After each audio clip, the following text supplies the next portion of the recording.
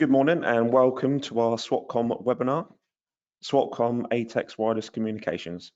I am James Dobson, the Marketing Manager at AirSys, and I'm joined on the panel with Russel Billings, who is the General Manager at SWATCOM. Russ has been at SWATCOM for 8 years and will be presenting the webinar today. This is the second in our 4-part SWATCOM webinar series, and we look forward to our next webinar on Tuesday, 21st of September. Before we start, there is some housekeeping. Everyone will be on mute for the duration of the webinar, but you will have an opportunity to ask questions via the questions box on your screen. Questions will be answered at the end. If we do not have enough time for your questions, we will contact you after the webinar. I will now hand you over to Russ, who will take you through the products in more detail. Thank you, Russ.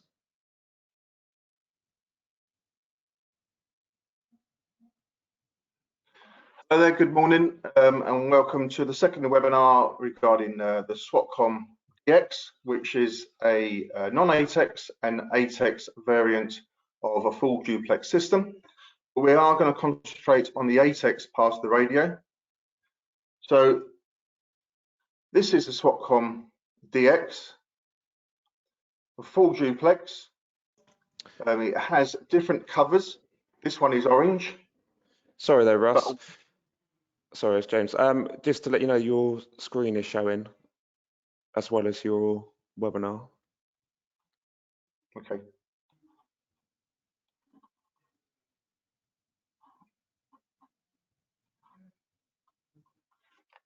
I'm sorry about that, gents. Okay, we'll start again. Still showing. Oh, I don't know why that is.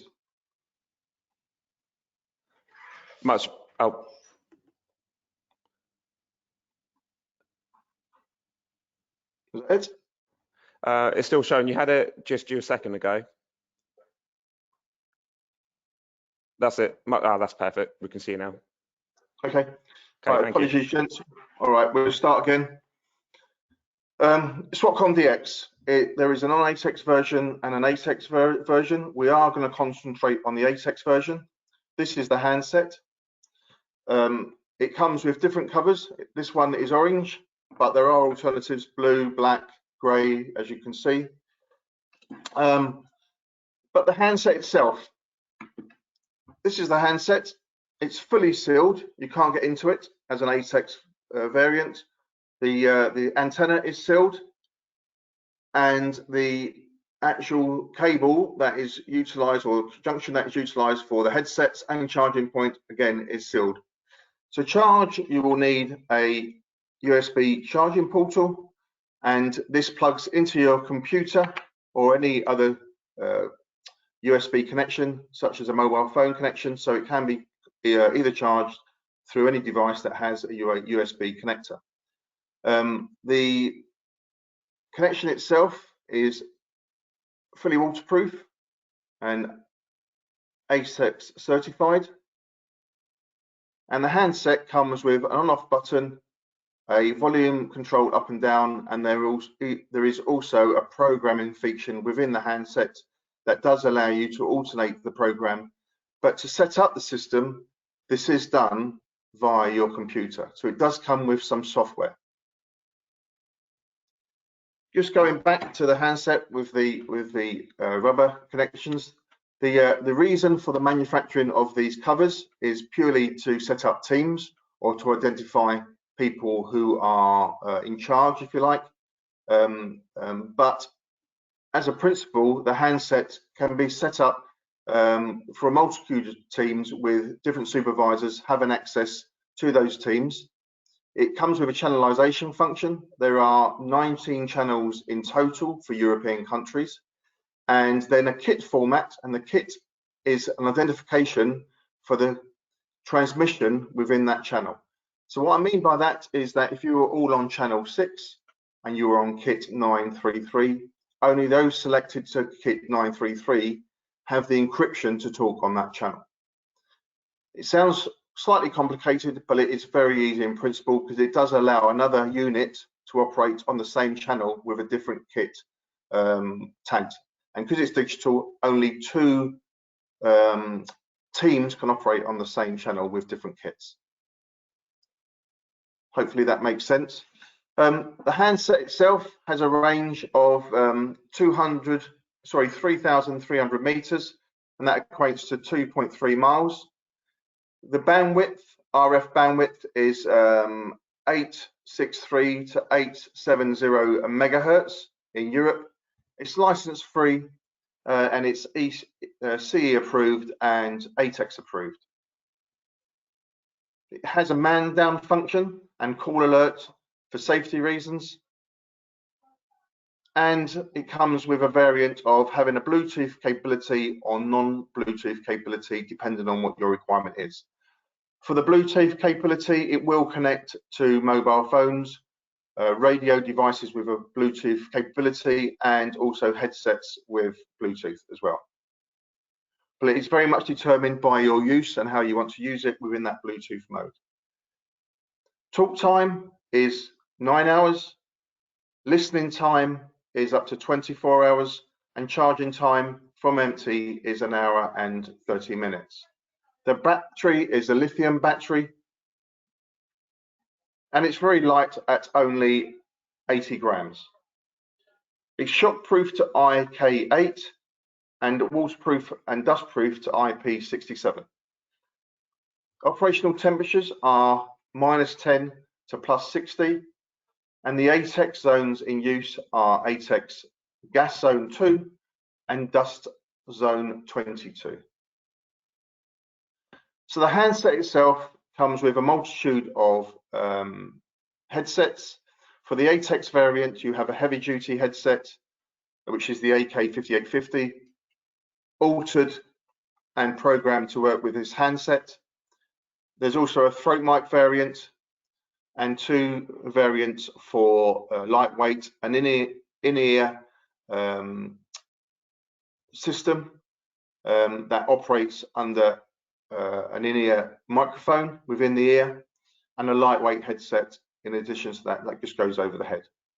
For non-ATEX variants, you can pretty much program any headset to this handset, but the headsets are recognized by the device, so they are headsets that are provided by SWATCOM as the manufacturer.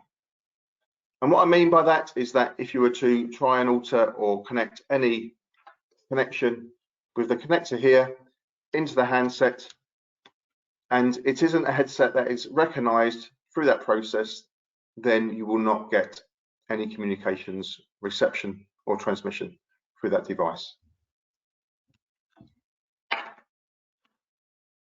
The handset operates in a basic term of 3 users in full duplex, and those 3 users have the range of up to 2.3 miles, and they can talk willy-nilly. There is no need to have a base station. All handsets are the base station, so they actually pass on your transmission as well as utilize its self-transmission mode. And it operates, because of the frequency range, it does operate through layered defenses such as wood, metal, and other materials and structures quite well. On a ship with a bulkhead, an A20 bulkhead of 120 minutes for heat to penetrate from one side of the bulkhead to the other, it does operate significantly through 3 compartments. So that is 2 A20 bulkheads moving on and again. So very efficient in that sense. And we have significantly tested the range, and it is utilized for high tower blocks in London, the non-ATEX variant, for window cleaning of all things. But in addition to that, we have fueling teams for Fawley, at Fawley in Southampton, who have utilized this in the past in an ATEX environment. And that's a guy working at height, or a guy working, or a team starting at height and working down into the actual container. And they don't need to actually move the antenna 90 degrees for transmission. It works well through those materials on that site. And British Airways have used these for cleaning tanks on aircraft in a sealed compartment where the guy inside has to have communications with the guy outside, safety number. and they can talk happily while the guy inside the tank is cleaning the fuel tank. So quite a few applications. Overseas, more applications on guys working in sewers and other areas where there's quite a high methane level, and they are utilised within CBRN suits for safety. There is a trial at the moment going up on at AWE with these within the CBRN suit, and all indications currently are that's going quite well. So in basic format, that is the DX, a very simple solution. There are other tweaks or programming changes that can be made to bring more than 3 people in. It does get a bit complex, so I won't go into it in too much detail. So please, if you want more detail, please ask, phone up, and we can explain that. But in basic principles, the most common use of this handset and headset in the ATEX mode is 3 people, in full duplex, and that's it. Is there any questions? Thank you, Russ. Yes, we do have a couple of questions which have come in. The first one is, can you interface the DX with a standard 2-way radio? Only if the radio has compatibility sign off with the actual SWATCOM DX, in as much as that Motorola come out with a significant amount of Bluetooth handsets now, or handheld radios. The Bluetooth device on the DX has to recognize the signature of that Bluetooth, but the answer is yes, as long as that signature has been approved by both SWATCOM and Motorola, and in most cases with Motorola brands it has been. It pairs to most smartphones and iPhones. We haven't seen an issue with that as yet, and what you then end up having is you can actually talk over your mobile phone through the headset that is connected to the SWATCOM DX. And in addition to that, the 2Talk that we mentioned last week headset, there is a variant of that is selected to be wireless connection, Bluetooth connection to the handset. But there are also other smaller devices, lightweight devices, Bluetooth devices that can be connected to the handset. Thank you. The next question, can the system be used in tunnels or down manholes? Yeah, the easiest way to explain this, if you is look at a sewage works for someone who's actually working down, well, not necessarily, but someone who's actually working down a tunnel, and there's a guy on top side and needs to speak to the guy in the tunnel. You have a cable, maximum length of the cable is 150 meters. You effectively, I've got one here. I've got one here actually. This kind of cable here. You connect the handset to the hand. Sorry, you connect the cable to the handset as so. You lower the handset down the tunnel.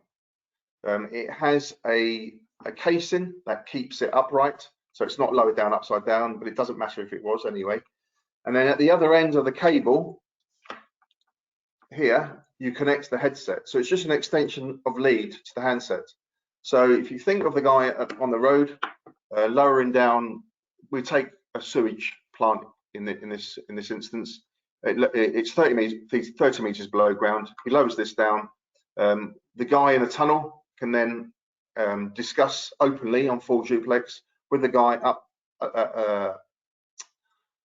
outside, if you like, communication. We've tried it. We've tried it with various companies in the UK, and it works.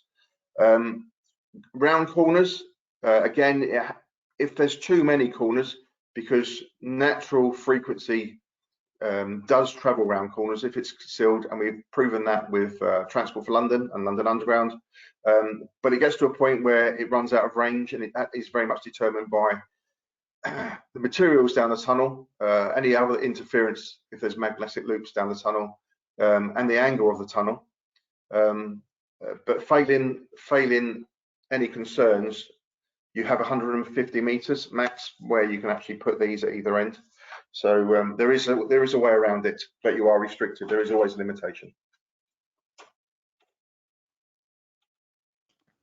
Thank you very much. The next question is the system able to be used within a CBRN suit? Yeah, previously mentioned about CBRN suits. We've done quite an extensive amount of trials, going back probably 5 or 6 years. And the answer is yes. We have more headset types now available than we had in the early days, because very much the air feeds through depending on what suit they've got, the air feeds are quite different around the head. Some have quite big blocks either side of the mouth or one side of the mouth, pumping through air. Some of it comes from the rear and comes over. So the headsets were always restricted either at the back of the head and top of the head or either side of the head. And also the mouthpiece was restricted with the visor. So very best case scenario is we do air conduction or bone conduction inside the ear. Both are intrinsically safe, or if you don't want an ATEX variant, you can have none, depending on the rules and regulations around the company working in that environment. But it does just allow open communication between 3 people, because this will be placed inside the suit, and it doesn't restrict any distance at all. Or the alternative, you have a different setup where the guys inside a chamber, nuclear powered chamber will be a good example, are supervised from the guys outside the chamber. They often look through a very thick glass panel as a protection shield, and nuclear submarines are a typical example of that. And the guys in CBRN suits inside the chamber can actually talk to the guys outside the chamber using this system. So it has been proven. It doesn't breach any regulations. It doesn't need decontamination unless the rules and regulations. But that's not my concern really. But yes, the answer is yes. Thank you. That was the last question. So thank you, Russ, for today. If there is anything more anybody would like to know, please contact AirSys in the normal way. As mentioned earlier, our next webinar will be next Tuesday at 10 o'clock. We look forward to seeing you there. Thank you for your time this morning. Thank you, everybody, and goodbye. Thank you.